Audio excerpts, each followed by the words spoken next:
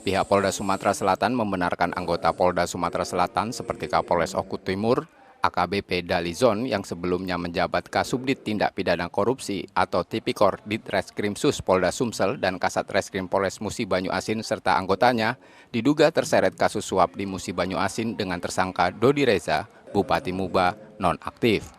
Hal itu berdasarkan kesaksian di persidangan dari 4 saksi, masing-masing pegawai dinas PUPR Pemkab Muba. Dari keterangan Herman Mayori, uang suap pengerjaan 4 proyek senilai 2 miliar rupiah itu juga dialokasikan untuk anggota polisi Polda Sumatera Selatan yang bersumber dari Suhadi, seorang pengembang, untuk pengamanan proyek dinas PUPR tahun 2020 di Muba yang bermasalah.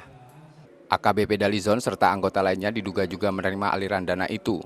Kombes Supriyadi, Kabid Humas Polda Sumatera Selatan menerangkan saat ini AKBP Dalizon dan anggota lainnya masih diperiksa di Propam Mabes Polri.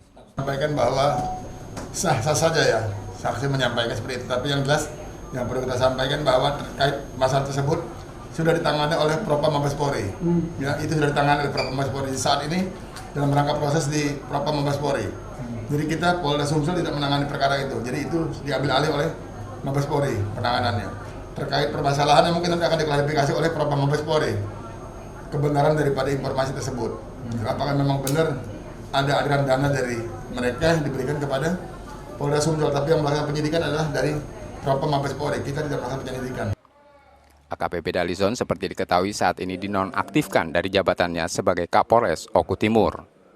Reski Oktora, Muklas Diferensial, Kompas TV Palembang, Sumatera Selatan.